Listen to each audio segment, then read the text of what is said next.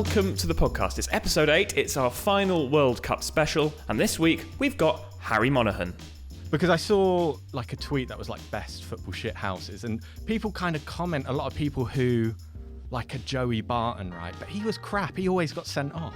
Pickford always gets, Ramsdale gets put forward for that particular mantle. You want someone that does it all but actually gets results. We talked about that World Cup final, what a final it was, and we also talked about whether Qatar's efforts at sportswashing was successful. So there's some serious chat, some good chat, but enough of me rambling on. Here is the wonderful Harry Monaghan.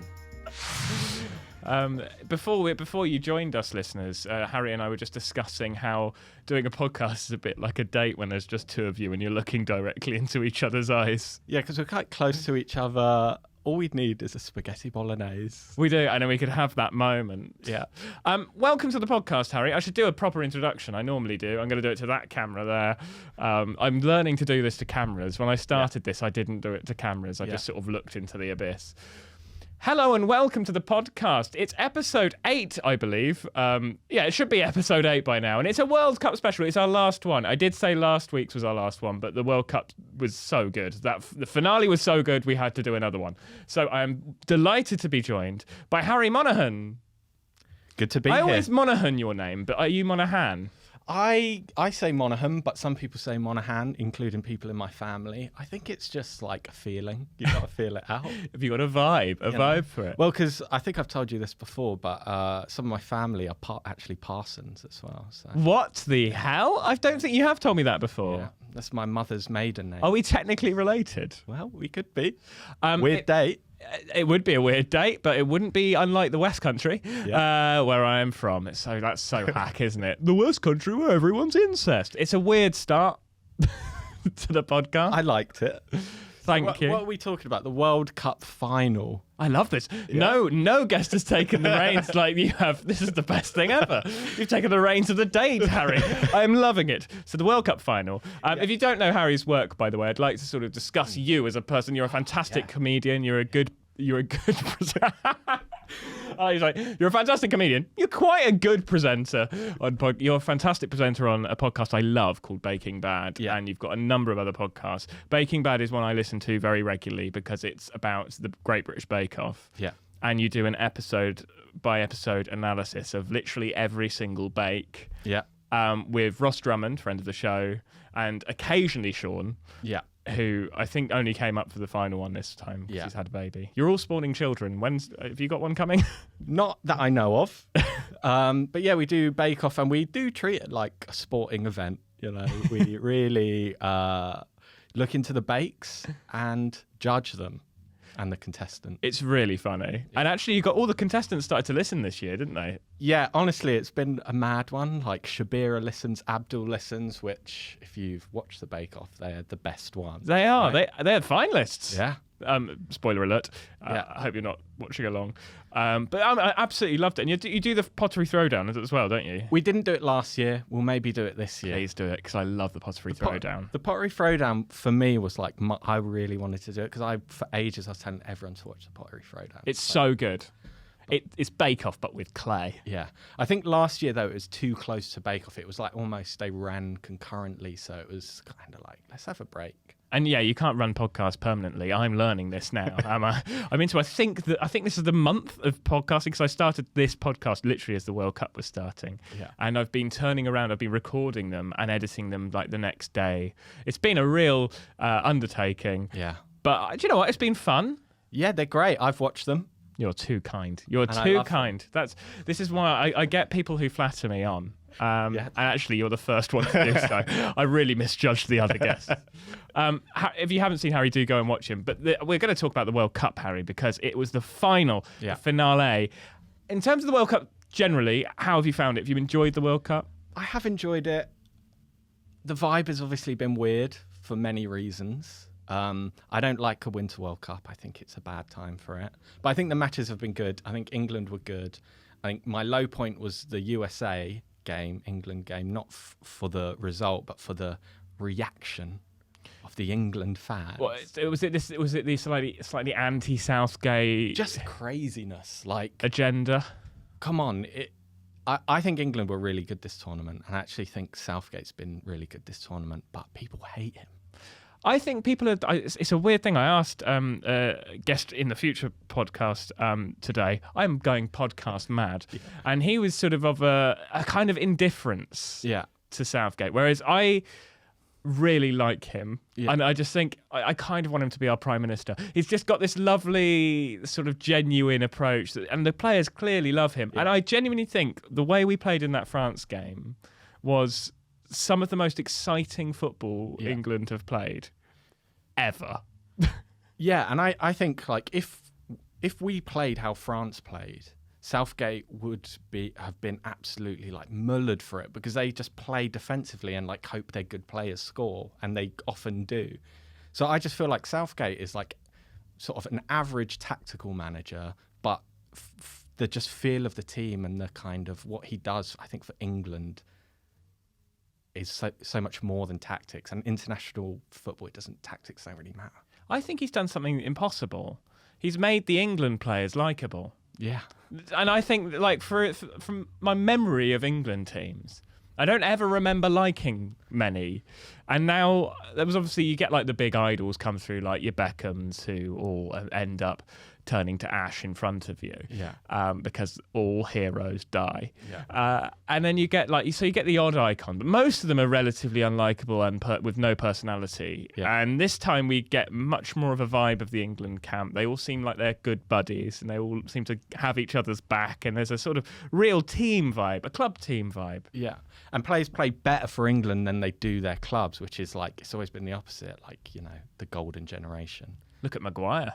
I've never seen anyone play much better for their country more than Maguire this year. It was like he's a different player. Maguire, Henderson, all of them.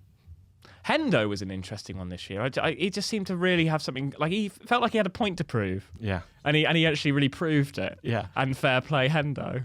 And I think we've got so much quality in the team. Just having someone sort of running around and shouting isn't a bad thing. You know? Yeah, we've got Trips, we've got Henderson. If we had Cody on, I think it would just be the loudest, most like shouty vibe you can imagine.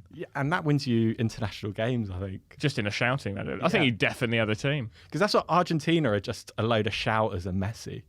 Yeah, Messi was like the quietest mouse leader. And they all just sort of shout and sort of get in scuffles with the opposition and then give it to Messi. They definitely win the Shithouse Award. And you think Uruguay normally win that one. I think Argentina in that final, some lovely little shithousery going on. Emi Martinez is an all-time legend. He is the shithousing king. Because I saw like a tweet that was like best football shithouses, and people kind of comment, a lot of people who like a Joey Barton, right? But he was crap. He always got sent off. Pickford always gets, Ramsdale gets put forward for that particular mantle. You want someone that does it all but actually gets results, and that's what Martinez does. Penalty-wise, he has not a sporting bone in that man's body. When you hold the golden glove to your penis, that's a man who really doesn't give a shit about you. I adore him. It's so good because it is like, this is like, there's so many pictures of like Messi holding, like this is his picture that he's going to show his grandkids, and it's him having the glove as a cock with what I can only describe as like a sort of high prince or something in the background guitar just looking on at it. It's so immature. I have so much respect for it. I love it. And even them chanting about the Falklands in the lock, that's so funny. Yeah. Come on. Yeah, I mean, come on, it's in the past. All of our atrocities are in the past now, and we don't like to bring them up. Fair play to Argentina, though. Yeah. I would say Di Maria, I didn't see that happening, where Di Maria all of a sudden had a personality transplant and became one of the best players on the pitch. He is kind of good in the finals, though. I feel like for Real, he had a few good finals. Because they dropped like Acuna, who's been amazing for them, for Di Maria, who hasn't played that much. I don't think he's played since the sort of 1998. It felt like I haven't seen him for so long. I'd forgotten he existed. And he just had France in his pocket. Yeah. That whole left side of the pitch was just completely like, whenever he had the ball, he made such unbelievable attacking runs. His feet were brilliant. I was just like, who is this guy? This isn't what. And then he passes to Brighton's Mac Allister, and you're like, why are Argentina playing with like a Di Maria who should have retired at least 4 years ago, probably, but he's probably only like 25, but I think of him as someone who's in his late 30s. And fucking Mac Allister, who is a 23-year-old super player from Brighton. Yeah, he's been the sort of, because again, he didn't start the tournament playing, but it was just like, I forgot who did they have, like Paredes or something in there. And I think they were just like, no, we just need another workhorse in there in the middle. And he does work hard. He always has for Brighton. I've always noticed him at Brighton. I knew he was a Brighton player, and he's scored. He's got a good foot. Season. He's a good FPL player this season. Is he? Because I've not played fantasy this. What's your views on fantasy? Because I find it stressful. Okay, I tell you what. For the first year ever, me and my friends did a draft league, which you just all have to get together in one day, and you draft. So everyone has a completely different team. You draft players, you can trade players, you can sign the free agents, right? And it's actually so much better because you don't have a captain.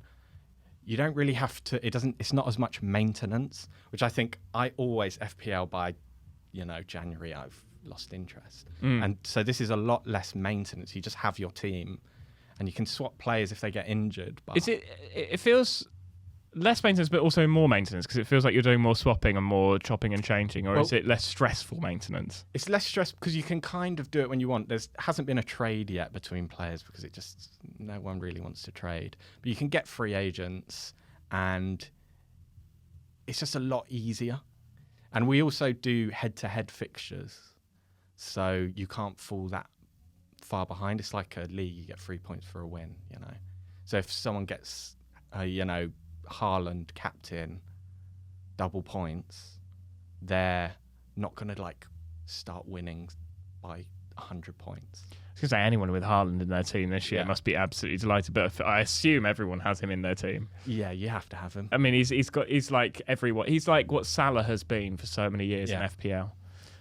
I haven't done it this year, and actually I've not missed it in any way, not even slightly. When your team's losing, it is actually horrible. And that is a thing. It just make me sort of not want to look at it. But when you win, it feels Did you ever play Football Manager back in the day? Oh yeah, this is the first year I haven't bought it. Really? Yeah. Oh, are you weaning? Are you mid-wean?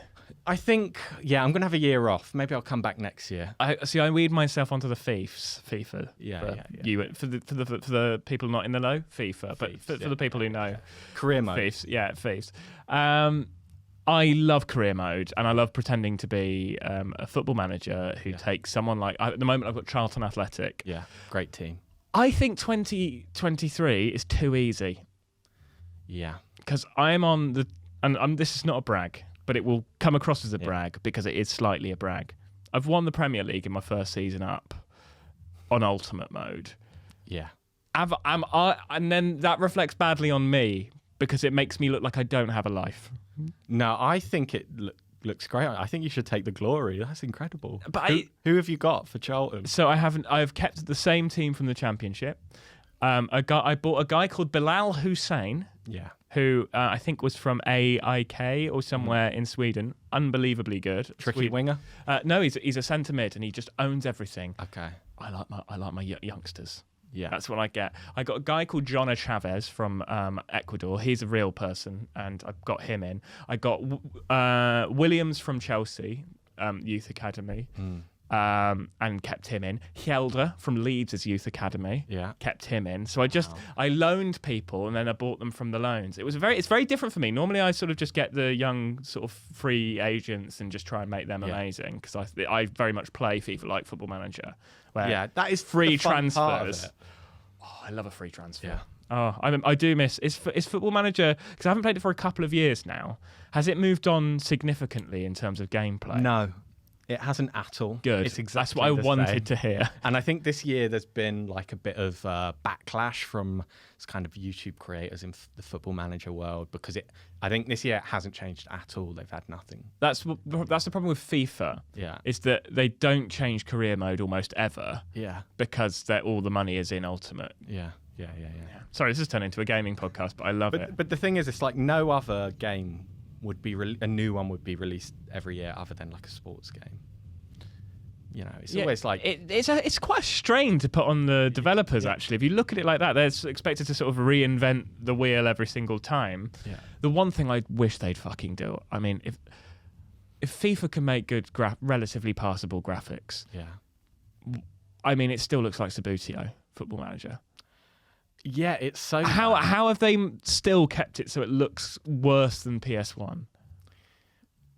The thing is, I don't even watch that. I always do the 2D. I always do the 2D dots. 2D, you feel like you're a genius as well. Yeah, it feels a bit like Pokemon Blue and Pokemon Red is like I can't do anything more than those two in the blue or wash or the red wash. Yeah. It wouldn't feel right. Yeah. The same way I have with Football Manager. I can't play it without it being 2D and with little dots moving around because it just wouldn't feel like Football Manager. It would feel like I'm watching a worse FIFA. Yeah. And it's weirdly less immersive because it's such bad graphics that you can't be part of it, whereas the dots is so far removed from what football looks like. You can actually get part of it. You can feel like you're just... Yeah, like a player running down the wing as a dot is quite exciting. I don't know why. It feels like you're watching like a statistical analysis of it instead of the actual game. Yeah. And I think that makes it feel much easier to just immerse yourself within. But I do think FIFA's gameplay this year is best it's ever been. Yeah, I have played FIFA this year, but I don't have a console, so I don't have it. You're like one of those people who don't have TVs. I don't have a TV box, and I really regretted that for this final. Yeah. Because, sorry to move this on away from you not having a console. Yeah. Is there a reason why you haven't a console? I think I just love it too much. I'll just play it too much. It's my morning routine now. You know how some people do yoga in the mornings? Yeah. I wake up and play 4 games of FIFA and then start my you're day. On Ultimate for winning the league with Jower.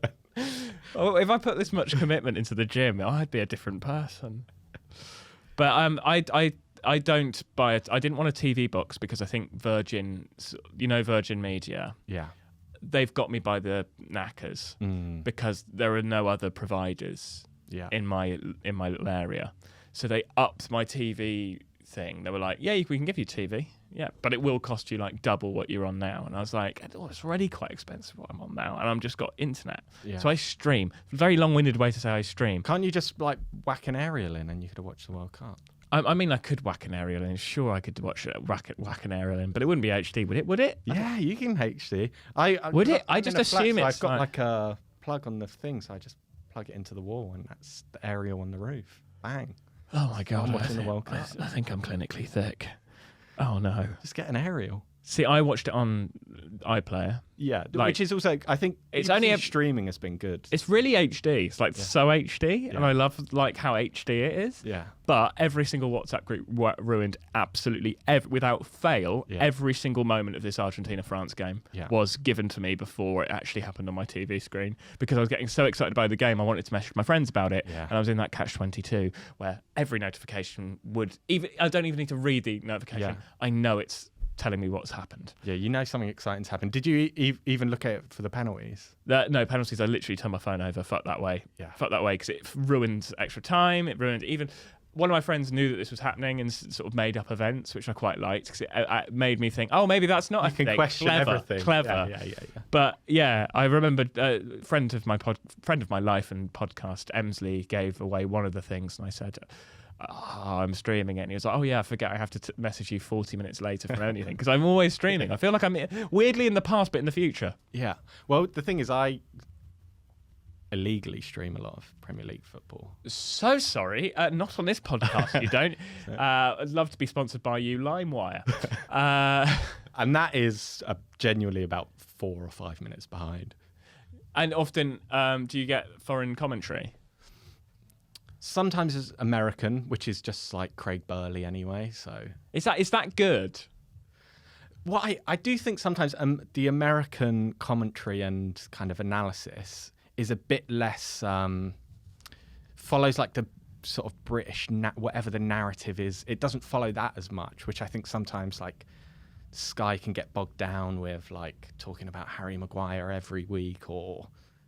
It used to be Pogba. So I think it's good in that way. It's just because it's not got the media sort of influencing. It's not like a big deal over there. So it's just kind of some other ex-pros talking about it. You know. Some of the coverage this year I do struggle with some of the punditry. I don't know about you, but I'm finding now I've actually talked about Messi too much on this podcast already because I love what he's done to this World Cup. But the coverage of this final was so Messi centric that it's almost like none of the rest of the Argentina won the medal. Fucking hell, it's like I've never watched football before. Won the World Cup. It felt very much like it was Messi's cup. Yeah. And I felt really... I don't know why, and this is probably wrong. If I was an Argentinian, I'd almost assume that the Argentinian coverage is going to be very similar. If I was an Argentinian player on that team, if I was Martinez, for instance, who sort of basically was like one of the most immaculate penalty savers, and all they're hearing is Messi, it's like, well, I played my part, mate. Yeah. He walks around. He walks well. around.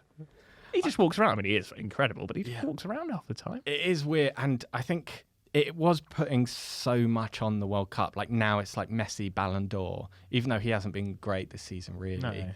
But also I think before this, I would have said like Messi's the greatest of all time, but I feel they wanted to put this like if Messi wins, he's the greatest of all time. But it's like I feel like he was the greatest of all time years ago. Yeah, I don't think we need to. I think that's confirmed, signed, sealed, delivered. I don't think this makes him. You're right. I don't think this makes him the World Cup, the king of the world in football. He's always been that, really, of our generation, I should say. Mbappe had a good game, 3 goals. Yeah, he's good. I love that. Everyone, Mbappe, quite a good player. I did think for a bit though, I will confess, right? I am in a WhatsApp group, right, that was for a time called Mbappe Overrated ? Right? Wow. Because I feel like as much as English fans we try and know about everyone in the world, like I actually hadn't watched Mbappe that much. No, really, nor do I. Except the World Cup, which international football doesn't count, and then maybe in the Champions League he hasn't really done it. No, I mean, I feel like I never watched Liga. Yeah. Why would I? There's one team in that, and there is no drama. There is no drama in that league. It's a drama-free league. Why on earth would I watch it? I need drama leagues. This is why I love the Championship so much. No one knows what's going to happen next week. It's like Blackburn, top of the league. Yeah, they'll lose 3-1 to Preston or something fucking nuts. And you're like, yes, this is what I live for. Yeah. You watch Liga and you're like, oh, how many points are Paris Saint-Germain winning by this year? Yeah. I mean, I don't actually know. They might actually be like 5th or 6th or something, but... Well, they do not win it more than you'd expect, which is, I think, sort of not great for them and some of their players in like the past. Where They've won the last couple of seasons, though, surely. Yeah, but I think the season before that, like Lille won? Yeah, I remember that. Fucking Lille. Lille won. Leon won once. Yeah. When was the last time Marseille won it? Marseille won it with, I think, Giroud. I mean, which is talking about World Cups breakthroughs. Yeah. Giroud was unbelievable this World Cup. I was gutted when he got taken off in the first half. I've heard that he had a bit of an injury, so he wasn't happy though. No, of course he wouldn't be. He scored as many goals. I'm not sure what the goal ratio was between Mbappe and Giroud, but it couldn't have been far off. Well, open play. I mean, Giroud had more, maybe, didn't he? I assume so, because actually I think Mbappe had a few really good games, but he didn't have a consistently good World Cup. Yeah. If you look at this is the thing I find exciting about this World Cup, which has been the best part, is that no one knows what team's going to win or lose. Yeah. Because there was that one final group stage where just everyone fucked it.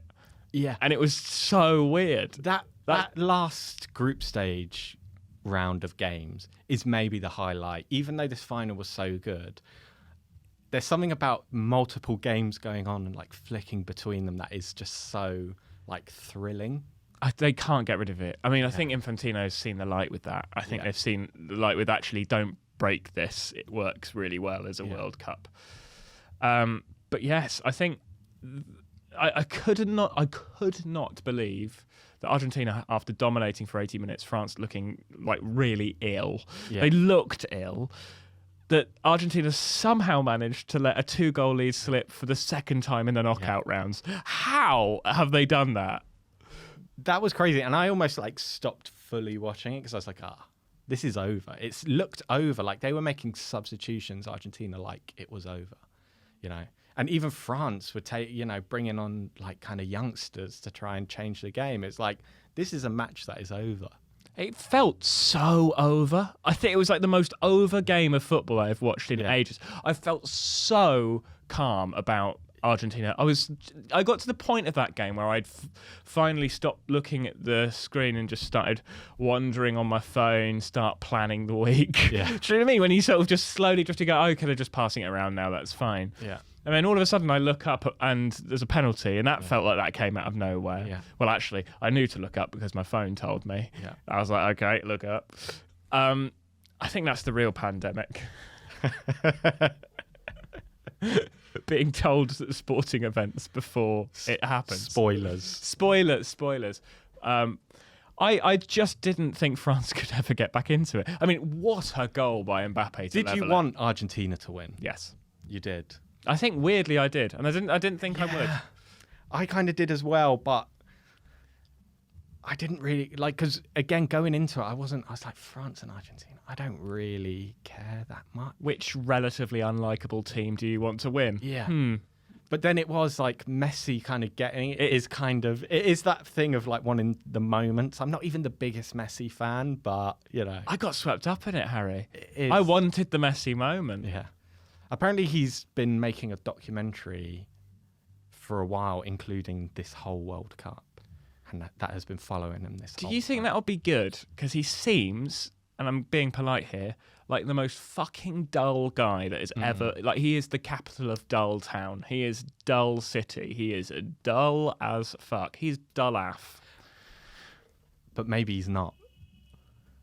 I think Imagine if he wasn't. Imagine if he was funny. Could you imagine if Messi was funny? I think he might be just a bit like different and kind of shy, but a whole documentary following him, it could be good. It'd be. Do you know? I'd love it if he was shy.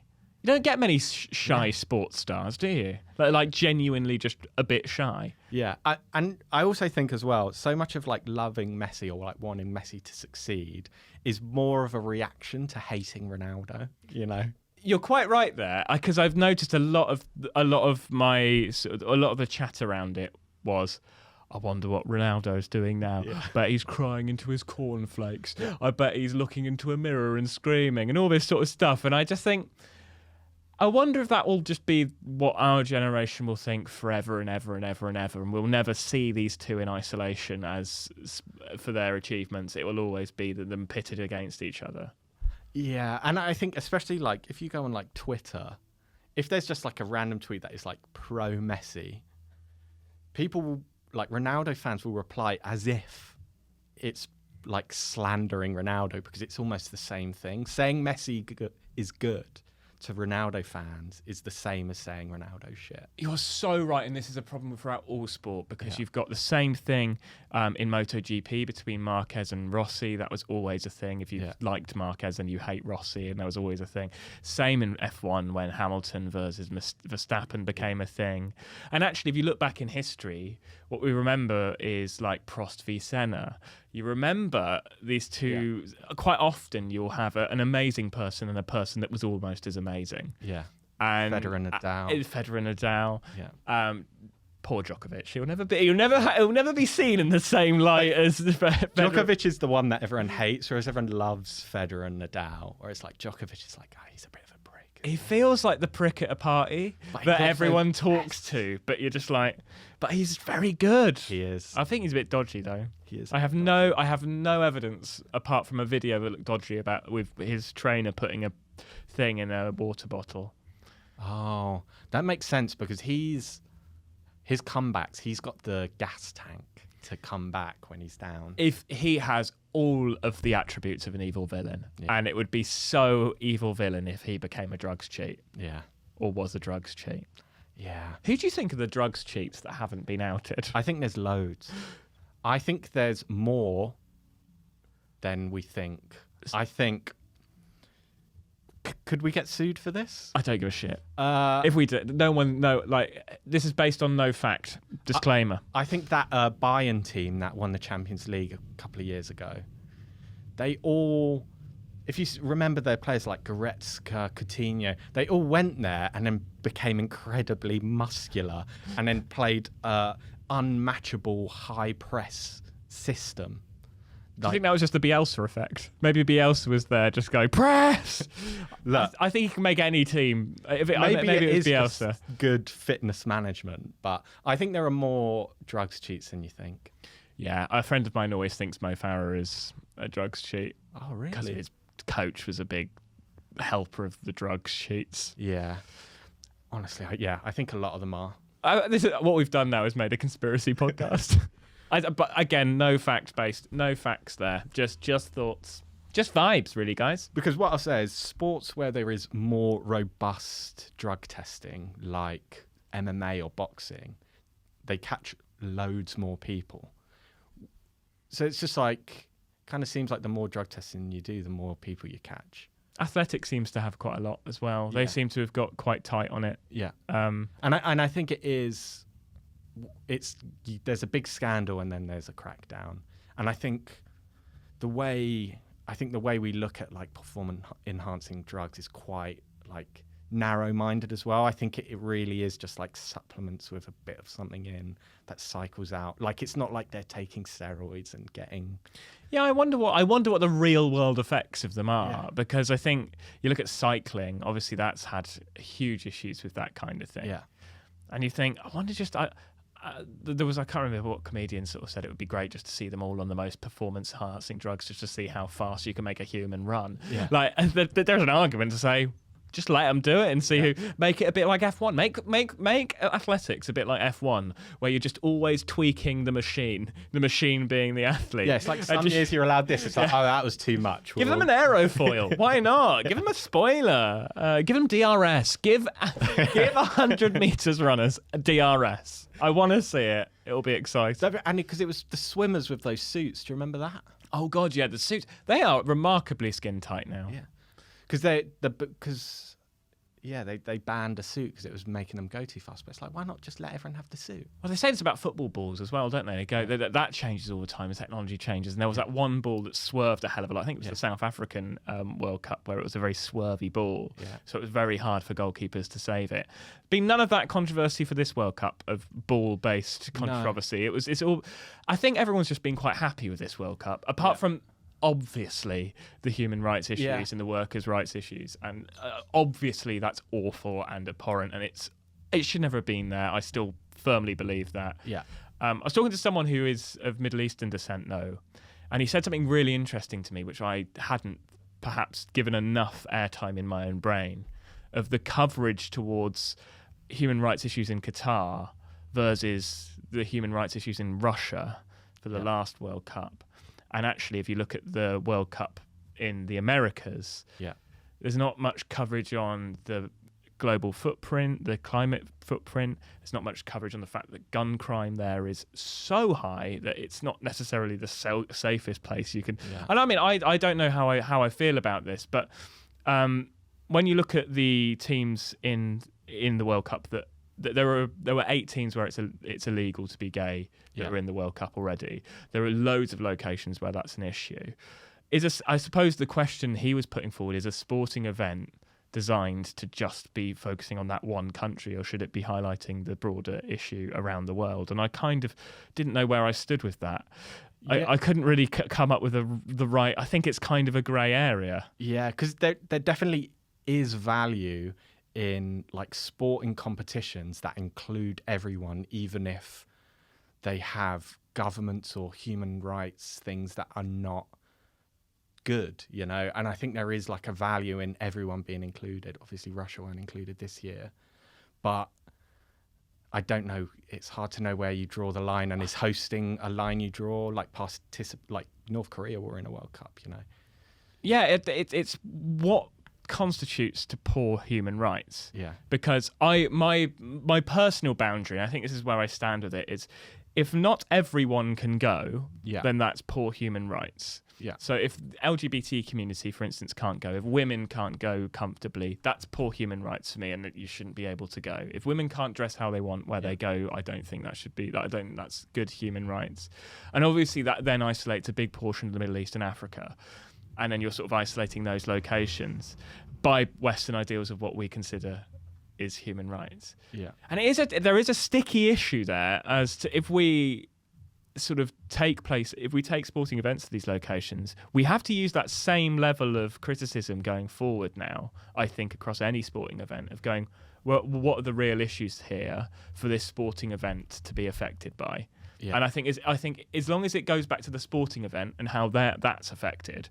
So, for instance, this World Cup was affected by the fact fans couldn't go there and feel comfortable. So there was not as much support.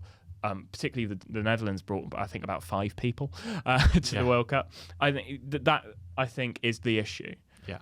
So that's where I think sporting events can be both politically and socially understanding and sensitive, whilst making sure that the sport is accessible for everyone, and making sure that the sport isn't highly politicized, because it's taking an action of, as long as a person can go, regardless of race, creed, whatever, that should be rule number 1.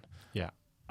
So I think on a roundabout way, I think Qatar have been rightly highlighted for having incredibly poor human rights, but we should probably open up that scope and apply that to any sporting event in the future. I think this is a watershed moment of a sporting event in a place where it's very hostile. Yeah. Let's make sure that we do that same thing to every location that we go in from now.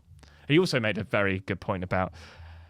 it's not a very good point. It's a point that I've seen as a counter-argument to Qatar, is people using the UK's involvement of war in the same way, well, that's not safe and that's murder. But I think they're two different things, as human rights and war, and I think they sit on different parallels. Yeah. No human life is more important than the other, of course, but I think they're different arguments. So I get one is related directly to the kind of hosting of the sporting event. Yeah.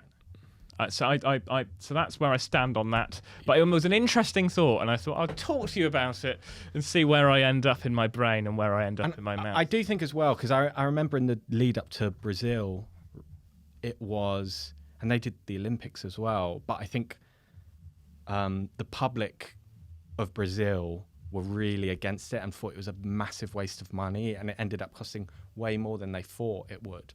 And I think there is something about, like, this kind of hosting the World Cup is a bit of a poison chalice, and I don't think that many teams wanted to host it to the level that FIFA wanted it to be hosted at, and Qatar could do that, and Qatar would probably be willing to pay and build these stadiums and stuff, where it's like, or we can just have it in England where you've got all the stadiums already, but they don't seem to really want to do that. Yeah, it's interesting that, and the sort of, and the broadening of how far the locations of Mexico to North America, for instance, is almost half the world in terms of span. Yeah, and actually looking at the Euros being hosted in Europe, if they didn't have such an awful eco footprint, I think I'd be understanding towards that being a good step forward for sporting events. Yeah, but that's more down to people. It would be good if it was just like, but people will travel to every location, right? But maybe they shouldn't. Maybe local people should just go to their one. Well, an interesting thing bringing up the Brazilian World Cup, because Casey Green was on the podcast and sort of talked about how they built walls, really big walls, to cover up any of the poorer areas so that visitors didn't have to look at the poverty in Brazil. Yeah.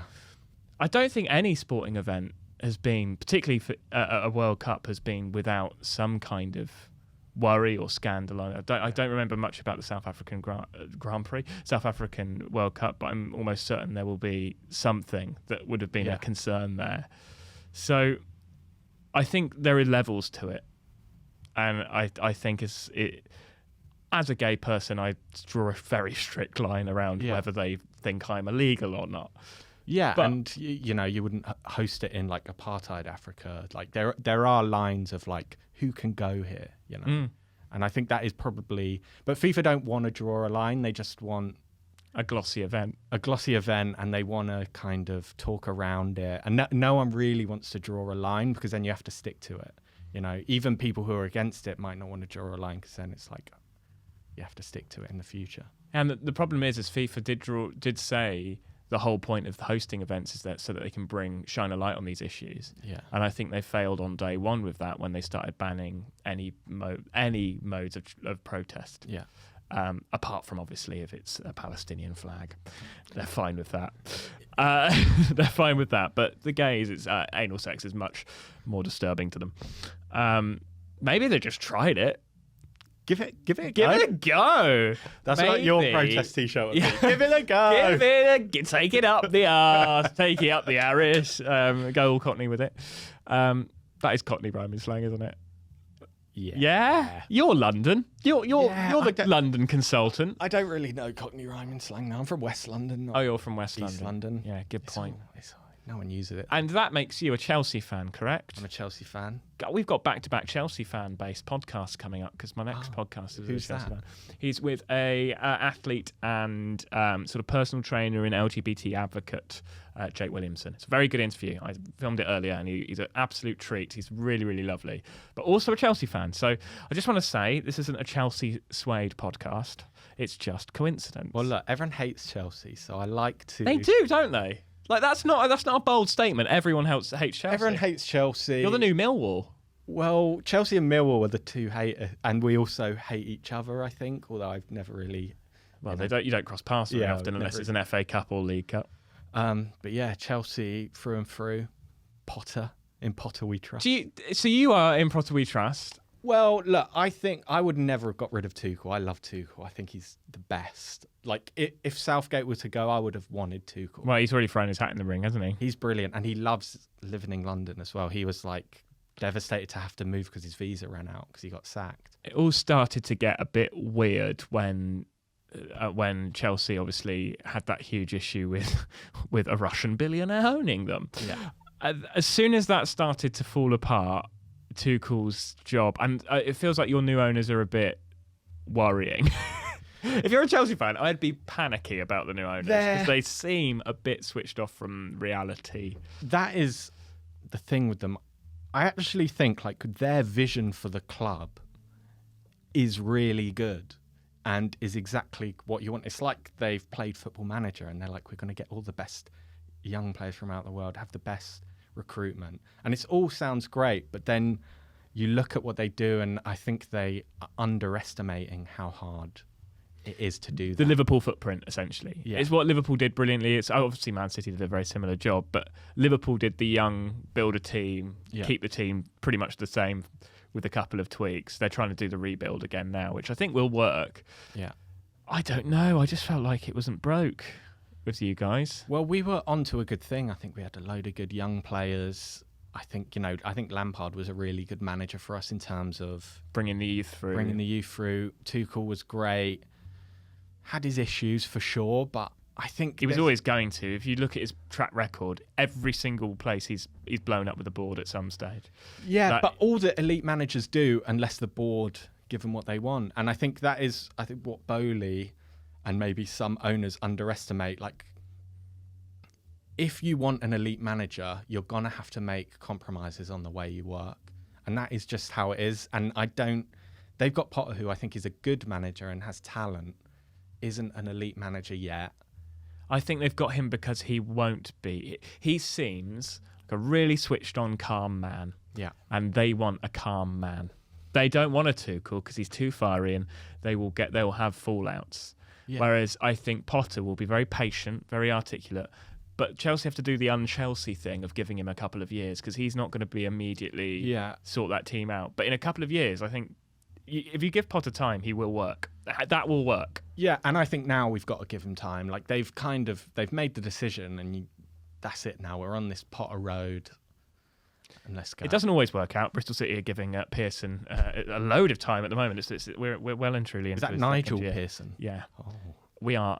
He's full interesting drama in the. He's Bristol a City. character. Yes, and his character is getting him in trouble now because he's a very arrogant, quite acerbic guy in the media, and he's not afraid of throwing a player under the bus. Yeah, and unless this is his son. Right? Unless it's his son, who hasn't signed for us yet. But yeah, he's playing midfielders in defence at the moment. Ahead of good defenders. Yeah, ahead of good defenders who I rate and think if you give them time and a bit more confidence, maybe they'll perform better. But what league are Bristol City in? The Championship. We're 17th at the moment, lost to Stoke on the weekend, and I'm fine with that. Go down to League One, get some wins. I just have blind faith that we'll have a playoff battle at some stage in our future in the Championship, like we did when we lost in the final. Anyway, lovely memory. Now the past. It's a hard season, and I don't know where I stand. It's very hard when you don't know where you stand with the manager, because I understand the positives of what some of the things he's done is good. Yeah. And I also understand some of the negative sides of his personality, and actually, is he going to get the best out of this team, or is he going to just destroy their confidence? Yeah. I just don't know. Yeah, there are some managers that are like that. It's like it's either going to really work or it's going to... He's got good previous. Like, what he did with Leicester was incredible before he got sacked. For his personality, not the personality, results. not the results. And then, what we need to sack him, get Ranieri in. He's probably fine. Get Ranieri in immediately. Win the Championship, which is, let's face it, anyone's fucking league anyway. No one really. Roll the dice. Who's going to go top? We don't know. West Brom in the relegation zone. What? Who's top now? Last time I checked, it was Blackburn, but I think it might be Burnley now. So I think Burnley are top. But it's very much a Lancashire sort of battle at the moment between Burnley and Blackburn. That's a Lancashire battle, isn't it? Yeah, probably. Probably. I don't know. Blackburn. I'd like to see Blackburn back up. Oh, I do as well. They're a team of, like, a Premier League team of my childhood. You know? They are as well. It's same. So we'll probably have a similar team because we're a similar age. Blackburn, Charlton, Wimbledon, Sheffield Wednesday. Oh, yeah. Do you remember these teams being, Middlesbrough? Well, yeah, Middlesbrough. Ipswich. Ipswich had that season where they finished, like, 4th, didn't they? Yeah. Those are the teams of my youth. Maybe I'm getting... There's a part of me that's just like, I'd love to see them up there. Preston was just a little bit before my time, but they weren't that far away from... Probably in the early 90s, I guess. Yeah, I've never seen Preston in the top... I think they were Division 1, maybe. They weren't... Well, they've got, like, league titles, don't they? Yeah. Old Division 1 league titles. Oh, the past. Anyway... I think what we've done there actually is quite nice, because we did the World Cup, but we also went into the political side of things, and I think it's important because do you think Qatar have succeeded in their sports washing agenda? It's a big question, a hard question, but do you think they've successfully sport washed? Yes, I do as well, and it's a gut punch. And I'll tell you why, and it is that thing where just because a country has like these bad things about it, it doesn't mean it's all bad. And that I'm sure there are loads of nice things about Qatar, and I think a lot of them we have seen. And it isn't just the football. It's like, it is just a country where, you know, there are nice things about it, and, you know, the not drinking maybe is nice for an event. And there are, I think, a lot of things even outside of the football that has made Qatar look quite nice. So I think, I think they have achieved it, and I think it always does. Sport washing does seem to always win. It's really effective. It's weird if you give a very rich country at the world stage to portray themselves however they want to portray themselves. Yeah. And you get the criticism from the media loosely. People are quite quick to try and rally against it, because I think there's also an argument to say that people want to go against what's being said in the media as well. Yeah, and it's always so much like hypocrisy you can point out, you know? And that is just what it is, so people can focus on that, and they can find like legitimate points about Gary Neville saying this or whatever they want, because there are so many like points of hypocrisy from all these people that have organised sporting events, because, you know, some are, you know, all the ones he talks about. You know. There's a grey area in life. Life is one massive grey area. It doesn't mean that some factors of what people are saying are right and wrong. Yeah. Like Gary Neville probably chose the wrong time to start talking about like the sort of strikes that are happening in the UK on our TV. Let's be honest, that's a weird time to bring that up. Yeah. It's not wrong though. Yeah. It's just the wrong timing. Yeah. And I think what tends to happen in modern society now, and this is due to the joy that is social media, is that issues get pitched against each other, like they're Messi or Ronaldo. Yeah, there's always, is it gay rights, or is it workers' rights, or is it the war in Iraq versus the war on gay people? Yeah. Or the Britain can't say that because they've done this. Or well, Qatar can't say that because they've done this. Yeah. it's always pitched against each other instead of just isolating out these human rights issues or these societal issues and going, that's wrong. That needs to change. And we need to stop using comparison as a way of legitimizing bad behavior in countries. Yeah. And that is what the media have somehow created. Yeah, I can't see it changing either. No. Good night. Harry, thank you so much for coming on this podcast. It's been an absolute joy to have you on. We'll have you back immediately. I love having you on. Hopefully some lighter chat that isn't necessarily about horrible world events. If you have joined us on the Big Sport Pod, thank you so much for joining us throughout the World Cup specials. It's been an absolute joy to make them. We've got plenty coming up in the new year. We've got loads of ideas. We've got loads of sport to come in 2023. So if I don't see you before, I'll probably see you before in the next episode that I release. If I don't see you before, have a Merry Christmas all. And Harry, before we go, went quite West Country, and before we go, I loved it. How can people find you? What have you got coming up? Have you got anything to talk about and plug? I'm at Harry Monaghan on Twitter and Instagram. Do you want to just spell the surname? It will be in the link in the bio. HarryMonaghan. That's me. I have a couple of podcasts, so you can get the links on there. One about shopping, one about the Bake Off. Oh, the shopping one is good. It's with Anya Magliano, isn't it? Yeah. In hiatus at the moment, but you can catch up on all the old apps. She's very busy at the moment, Anya. She is almost on everything and is just doing an amazing job. Yeah, so coattails, mate, coattails. Get on them coattails. I'm waiting for someone to blow up in my life. I'm on this podcast as well. Yeah. So that's something. This is the same as being on Off Menu. Yeah, this really is the same as Off Menu. The listenership, very similar. Okay, great. Are you doing Edinburgh next year? Have you got plans? I don't have plans. I might not. Oh, it's lovely, and it's liberating when you think that. We'll see. Oh, I can't wait to not do it next year. But yeah, I'm looking to have a busy year next year. So if you follow me on social media, you can see what I'm up to. And please do. He's wonderful. He's just one of the nicest people in comedy. Join us next time on the Big Sport Pod. I love you all. Goodbye. Thank you so much for watching and or listening to this podcast. If you've enjoyed it, please consider donating to the Ko-fi link in the episode description.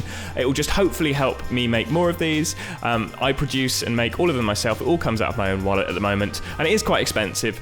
So I'd like to be able to make this a regular thing. So if you want to help me do that, please consider donating. Anyway, I love you lots. Until next time, goodbye.